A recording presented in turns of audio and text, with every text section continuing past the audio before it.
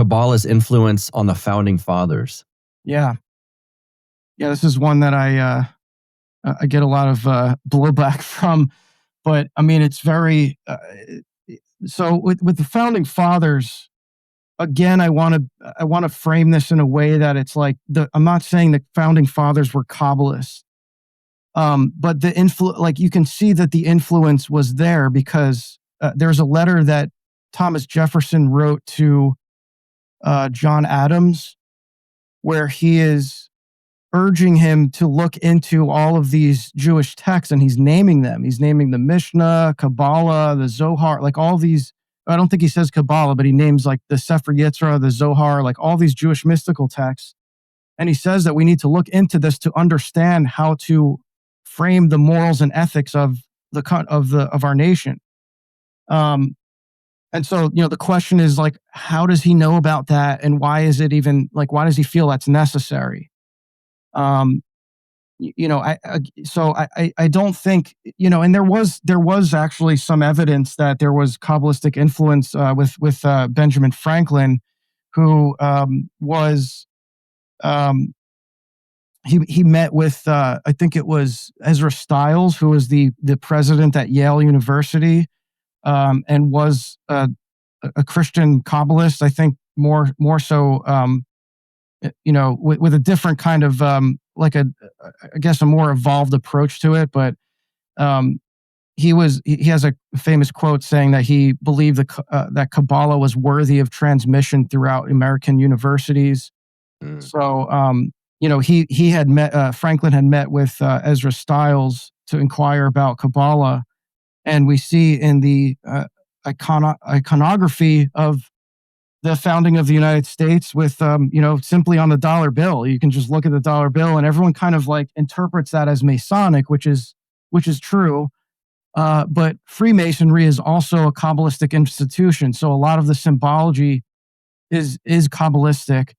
And so what I was talking about earlier, the Shekinah, that appears on the dollar bill above the bald eagle. Yes. Everyone points to the pyramid, and it's like on the other side of the pyramid, on the back of the $1 bill, there's also a Kabbalistic image of the quote Shekinah glory, which is the cloud of glory that the Puritans saw as the guiding force that took them across the Atlantic. And so this is like a sign of freedom to them, and so that's depicted on the back of the $1 bill. You could argue that there's a clear star of David inside of that cloud that's kind of outlined by the 13 stars. 13 is also a very important number in Kabbalah.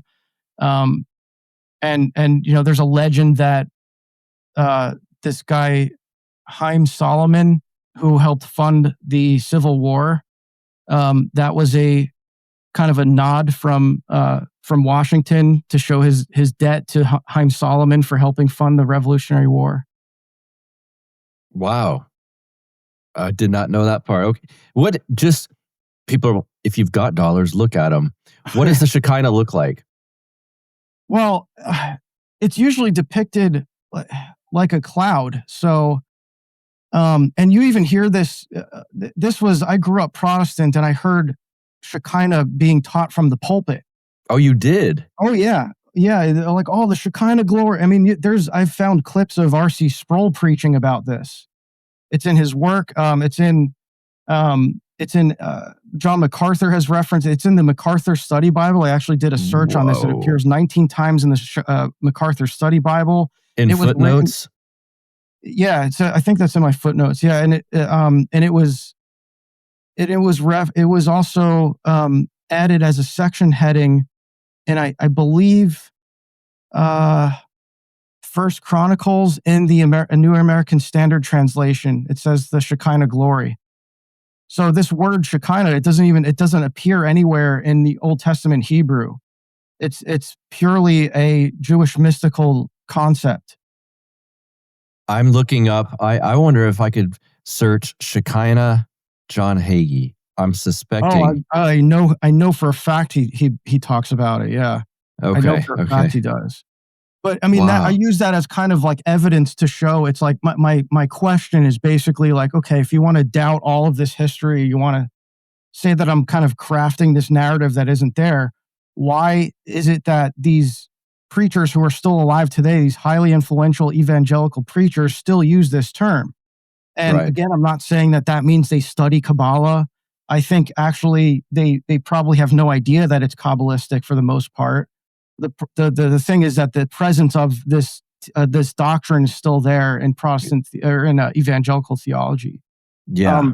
But to answer your question, it's usually depicted as a cloud, um, because it's perceived to be you'll hear even the evangelicals will say this. It's the manifestation of God's glory. So it's like it appeared as a cloud above the ark, when they were, when the Hebrews were traveling around with the ark. So they kind of perceive it to be like the manifestation of God's glory. And I'm not even saying that this is like a false teaching, but the fact that it's like attributed to this Kabbalistic concept is pretty sus.